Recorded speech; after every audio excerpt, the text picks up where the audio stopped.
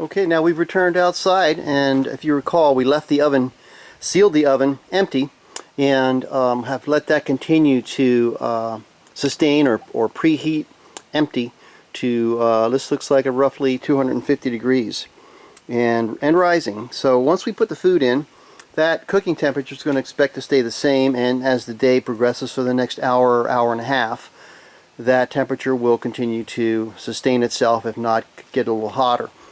So sun ovens are similar to crock pots in that they slow cook evenly. You'll notice that the sun oven has a levelator floating rack on the inside. So as we carefully open the oven and put in our lasagna, that rack, even though the oven is tilted, the levelator tilt pan will float and the food will stay level without spilling. So as we move and orient the tilt and angle of the sun oven during the next hour or two, the food will stay flat and cook nice and evenly. So we also are going to use a Solar Oven Society or sport oven to heat up a loaf of bread we had.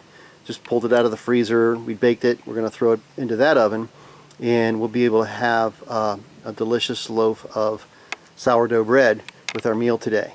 So 2 ovens, definitely better than 1. As long as you're rotating an oven following like a sundial, each hour you adjust your sun oven, it's going to stay hot, and you can continue to cook several vegetables, entrees, breads, desserts in the course of an afternoon. While again you're out doing other things, you just plan your timing to finish and then put in another food item for cooking that day. So let's go ahead and carefully add in our lasagna.